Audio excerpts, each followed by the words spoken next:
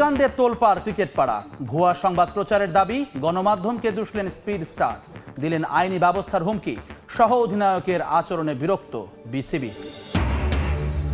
হৃদয় মুস্তাফিজের পর লঙ্কা premier league খেলতে গেলেন শরীফুল, বিশ্বকাপে ম্যাচ না পাওয়ার আক্ষেপ চোখে মুখে, নিজেকে ফিরে পাওয়ার লক্ষ্য ফ্র্যাঞ্চাইজি লিগে। চ্যাম্পিয়ন্স ট্রফিতে ভারত পাকিস্তানের গ্রুপে বাংলাদেশ, 1 মার্চ লাহোরে হবে রোহিত বাবরদের ম্যাচ, আইসিসিকে পিসিবির প্রস্তাব, অপেক্ষা বিসিসিআই এর। চলছে ছেলে খেলা, মাঠের ভেতর আর মাঠের বাইরে ক্রিকেটারদের মানহানি যেন ছেলের হাতের মোয়া, যে যখন যা চাইছে তা বলছে, লিখছে, আর এসব দেখার দায়িত্ব যার তিনি থেকেও নেই। শেষমেশ ক্রিকেটারদের মানহানি নিয়ে খেলাযোগের সংবাদ প্রকাশের পর নড়ে চড়ে বসেছে বিসিবি। জানিয়ে দেওয়া হয়েছে ক্রিকেটারদের সম্মান রক্ষায় এবার আইনি পথে হাঁটবে তারা। বিস্তারিত রিপোর্টে। বিষাক্ত সাপ রাসেলস ভাইপার আপনার ঘরে লুকিয়ে আছে, দু একবার ছোবল মারতে এসেছে। এখন আপনি কি করবেন? নিরীহ প্রাণী বলে এড়িয়ে যাবেন, নাকি সেটাকে দমাতে ব্যবস্থা নেবেন? বলছে শান্তর কথা, এই আহাম্মকের বাচ্চা অরিজিনাল গরিব। ডিজিটাল মিডিয়ায় ঠিক এ ধরনের কন্টেন্ট বাংলাদেশ ক্রিকেটকে এখন রাসেলস ভাইপারের মতো ফনা তুলে তাড়িয়ে বেড়াচ্ছে। শুধু সময়ের অপেক্ষা, ক্রিকেটারদের ব্যক্তি, পরিবার, জাত তুলে ধুয়ে দিতে যারা খানিকও দেরি করে না। বাংলাদেশের ক্রিকেটটা তোর বাপের, ওই হালার পুত এখানে কেন তাহলে? 29 জুন 2024 বাংলাদেশের ক্রিকেটারদের নিয়ে সোশ্যাল প্ল্যাটফর্মে ফেসবুকার ও ইউটিউবারদের অপপ্রচারের বিষয়টি তুলে ধরে খেলাযোগ। দেখানো হয় কিভাবে ভিউ আর ডলারের লোভে বিকিয়ে দেয়া হচ্ছে শান্ত সাকিবদের মান সম্মান। সাকিব বুয়া। খেলাযোগের প্রতিবেদন প্রকাশের পর গোটা বিষয়টি নজরে এসেছে বাংলাদেশ ক্রিকেট বোর্ডের। ভয়াবহ এই ডিজিটাল অপরাধ নিয়ে মঙ্গলবার ঝড় ওঠে বিসিবির বোর্ড সভায়। বিশ্বকাপ চলাকালীন দলের দায়িত্বশীল ক্রিকেটারকে এক ইউটিউবার যে অশ্লীল ভাষায় গালাগাল করেছেন, জাত তুলে কথা বলেছেন, তাতে ক্ষুব্ধ হয়ে ওঠেন বিসিবি সভাপতি নাজমুল হাসান পাপন। সমালোচনা হবে, ক্রিটিসিজম হবে, মানুষ রাগ করবে, উই এগ্রি, কিন্তু যে সমস্ত আমি একটা দেখছি, শুধু একটা দেখে আমার তো নাই, I am not in the social media. আপনি দেখেন যে এই যে আমাদের যিনি আছেন পাপন সাহেব যিনি আছেন, উনি, আমি বলছি না যে উনি খুব খারাপ করতেছেন, ধরেন আমি বললাম যে উনি ভালোই করতেছেন, কিন্তু এইরকম অবনতির সময়ে ওনার নিজে থেকেই তো ছেড়ে দেওয়া উচিত। কারণ আপনার বিরুদ্ধে যখন মানুষ কথা তুলে, তখন উনি তো কিন্তু যেই সেই লোক না, উনি কিন্তু প্রয়াত একজন সাবেক রাষ্ট্রপতির ছেলে, তারে তো আর আমাদের জ্ঞান দেওয়ার কিছু নাই, উনি নিজে থেকেই কিন্তু সরে যাওয়া উচিত। কিন্তু কেন জানি ওনারা সরতেছেন না। আমার কথা হচ্ছে যে আমি বলবো না যে উনি ব্যর্থ হয়েছেন ফুটবলের মতো, কিন্তু উনি যদি সফল নিজের দাবিও করেন, তাও ওনার উচিত ছিল যে বেশিরভাগ মানুষ যেহেতু আঙ্গুল তুলে ফেলছে আপনার দিকে, আপনার কিন্তু চলে যাওয়া উচিত ছিল। কখন এক্সপেরিমেন্ট বেশি চালাইতে হয়, যখন কোনো মিশনই সাকসেসফুল হয় না। আপনি সাকসেসফুল হবে কিভাবে? এই কয়জন প্লেয়ার দিয়েই আপনি দেখেন ক্রিকেটে বহুদিন ধরে ওই সেম লেভেলের প্লেয়াররাই চলতেছে, এগুলা দিয়ে হবে না। তৃণমূল থেকে যদি এই ধরনের কম্পিটিটিভ লেভেল ক্রিকেট ম্যাচ না হয়, আমার পুরো উপজেলায় ক্রিকেটের কোনো পিচই নাই। বাংলাদেশি ক্রিকেটার হিসেবে এবার লঙ্কা প্রিমিয়ার লিগ খেলতে দেশ ছাড়লেন শরীফুল ইসলাম। বিদেশি ফ্র্যাঞ্চাইজি লিগে খেলার অনাপত্তিপত্র পাওয়ার বিষয়টাকে ইতিবাচক হিসেবে দেখলেও আক্ষেপ রয়েছে সদ্য সমাপ্ত বিশ্বকাপে কোনো ম্যাচ খেলার সুযোগ না পাওয়া নিয়ে। অন্তত একটা ম্যাচ হলেও দেশের হয়ে মাঠে নামার প্রত্যাশা ছিল এই ইনফর্ম পেসারের। ভাগ্য অদ্ভুত, কখনো পরিশ্রম কিংবা পারফরমেন্স চাপা পড়ে যায় নির্মম নিয়তির কাছে, যার বড় উদাহরণ শরীফুল ইসলাম। পুরোপুরি ফিট আর ফর্মে থাকার পরেও সুযোগ হয়নি বিশ্বকাপে খেলার। কারণটা টিম কম্বিনেশন হলেও অন্তত একটা ম্যাচ খেলার প্রত্যাশা ছিল এই ইনফর্ম পেসারের। সব ম্যাচের জন্য রেডি ছিলাম, এখন টিম কম্বিনেশনে সবাই খুব ভালো করতেছিল, সো ওইখান থেকে হয়তো বা তার জন্য ম্যাচ পাওয়া হয়নি। খুব আশা ছিলাম যে একটা না হলেও ম্যাচ খেলবো, সো ওইখানে একটু কষ্ট লাগে আর কি। প্রত্যাশাটা সবচেয়ে বেশি ছিল ভারত ম্যাচে। বাঁহাতি পেসারের বিপক্ষে রোহিত কোহলির দুর্বলতা সবারই জানা। টিম ম্যানেজমেন্টের অদ্ভুত অ্যাপ্রোচে সুযোগ জোটেনি সেই ম্যাচেও। আক্ষেপ বেড়েছে, তবে সেসব হতাশাকে পাশে ঠেলে নজর এখন লঙ্কা প্রিমিয়ার লিগে।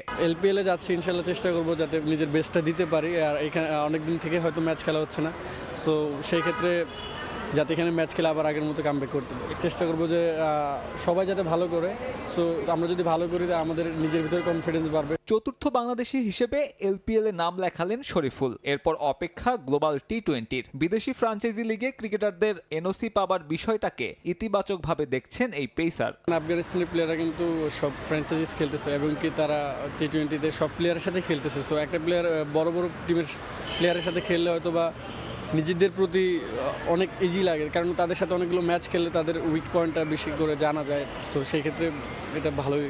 এলপিএল এ শরীফুলের ঠিকানা ক্যান্ডি ফ্যালকনস, যেখানে সতীর্থ হিসেবে পাচ্ছেন হাসারাঙ্গা, সানাকা কিংবা ম্যাথুসদের মতন অভিজ্ঞ ক্রিকেটারদের। কয়েকদিন থেকে একটা আলোচনা হচ্ছিল তাসকিন আহমেদ। মোটামুটি তাসকিন আহমেদ ঘুম থেকে একটু লেটে ওঠার কারণে অনেকের জাত গোষ্ঠী নষ্ট হয়ে গেছে। থাকে না যে একটা সময় আসলে জাতপাতের অনেক গুরুত্ব ছিল, এবং এটার উপর ডিপেন্ড করেই আসলে সমাজে বংশ মর্যাদা এইসব নির্ধারিত হইতো। তো তাসকিন কেন ঘুম থেকে একটু লেটে উঠেছিল, তাসকিন কেন টিম বাসের সাথে যেতে পারে নাই, সেটার কারণে বাংলাদেশের ক্রিকেট বোদ্ধা এবং স্পেসিফিক কারো কারো জাত যেন চলে গেছে। তাসকিন একটা স্ট্যাটাস দিয়েছেন তার সোশ্যাল হ্যান্ডেলে, এবং সেখানটায় তিনি কিছু বিষয় ক্লারিফাই করেছেন, যেই বিষয়গুলো নিয়েই এই আলোচনাটা, এবং সেখানটায় নির্লজ্জ মিথ্যাচার যে করা হয়েছে তাসকিনকে কেন্দ্র করে, সেই ব্যাপারটা খুব স্পষ্টভাবে প্রতীয়মান হয়েছে।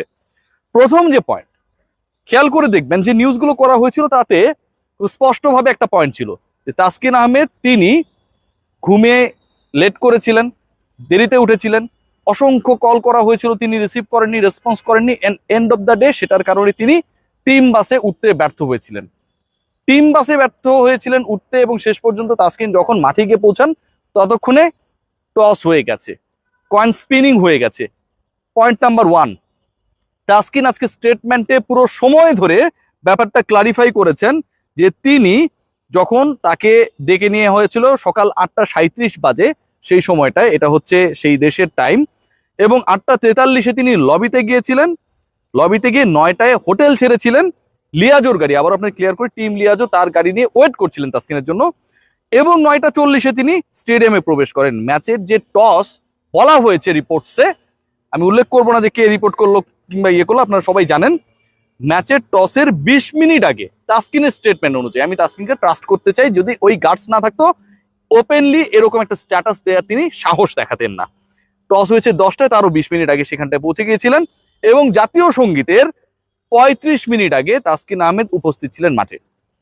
তার মানে প্রথম যে মিথ্যা বা ভুল তথ্যটা দেওয়া হয়েছে সেটা কি দাঁড়ালো, সেটা তাসকিন টসের পরে মাঠে পৌঁছানোর কারণে শেষ পর্যন্ত ডিসাইড করা হয়, অথবা তাসকিন বাস মিস করার কারণেই ডিসাইড করা হয় তাসকিনকে ওই ম্যাচে, ভারতের বিপক্ষে সেই ম্যাচে খেলানো হবে না।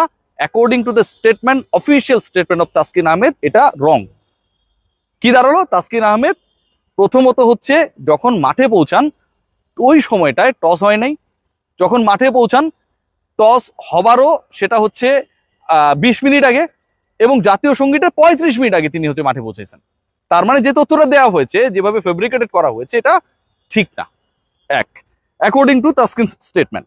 দ্বিতীয় যে পয়েন্টটা বলা হয়েছে, এটাও খুবই ইন্টারেস্টিং, সেটা হচ্ছে তাসকিন আহমেদ ওই ম্যাচে নাই কেন। পাপন ভাইও কিন্তু গতকাল যখন সংবাদ সম্মেলন হয়, তিনিও কতটা মিসগাইডেড ছিলেন দেখুন। আমি যদি মিলানোর চেষ্টা করি, পাপন ভাই পর্যন্ত বলেছেন, নাজমুল হাসান পাপন, বাংলাদেশ ক্রিকেট বোর্ডের অভিভাবক, বাংলাদেশের ক্রীড়ামন্ত্রী, তিনিও বলেছেন যে, খুব ইন্টারেস্টিং পয়েন্ট, যে আমি ফোন করলাম যে তাসকিন কেন নাই। তিনি ওই সময় টিমের ম্যানেজারের দায়িত্বে যিনি ছিলেন আমাদের শ্রদ্ধেয় রাবিদ ভাই, তাকে ফোন করেছেন। রাবিদ ভাই তো টিম সিলেক্ট করে না, ওই দায়িত্বও তার না, টিমে কে আছে না আছে এই খুঁটিনাটি তার জানারও কথা না। রাবিদ ভাই অ্যান্সারে যেটা বলেছেন, তাসকিন বাস মিস করেছিল। খুবই সাধারণ চোখে এটাই রাবিদ ইমাম এটুকুই জানবেন, এটুকুই জানার কথা, যে তাসকিন বাস যেহেতু মিস করেছে, যেহেতু ওই বাসেও রাবিদ ইমাম, পাপন ভাই যাকে ফোন করেছিলেন, মাঠে পৌঁছেছেন, এই কারণেই হয়তো তাসকিন নাই। কিন্তু এই যে টিম সিলেকশন, কম্বিনেশন, এটা তো আসলে আগের রাতেই ঠিকঠাক হয়, এটা কোচ করে, ক্যাপ্টেন করে।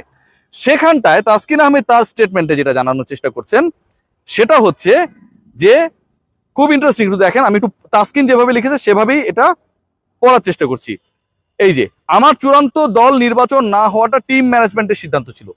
আবারও বলছি, আমার চূড়ান্ত দলে নির্বাচিত না হওয়াটা, মানে তাসকিন যে 11-এ থাকবেন না, সেটা টিম ম্যানেজমেন্টের সিদ্ধান্ত ছিল, যা সঠিক টিম কম্বিনেশনে পাওয়ার জন্য সম্পর্কিত। মানে টিম কম্বিনেশনটা ভারতের বিপক্ষে ম্যাচে যেন প্রপার হয়, এটার সাথে রিলেটেড ছিল এবং এটা টিম ম্যানেজমেন্টের ডিসিশন ছিল এবং এটি আমার টিম বাসে না ওঠার ব্যর্থতার সাথে সম্পর্কিত না। মানে এই ডিসিশনটা আগেই হয়েছে যে তাসকিন আহমেদকে ওই ম্যাচে খেলানো হবে না। তাসকিন আহমেদ তার স্টেটমেন্টে এটাই ক্লিয়ার করছেন যে টিম বাসে ওঠার সাথে এটা সম্পর্কিত না, মানে কি টিম কম্বিনেশনের কারণেই তাকে আসলে 11-এ রাখা হয় নাই, নট লাইক যে তিনি টিম বাস মিস করেছেন এবং সেই কারণে তাকে শেষ পর্যন্ত 11 থেকে বাদ দেওয়া হয়েছে।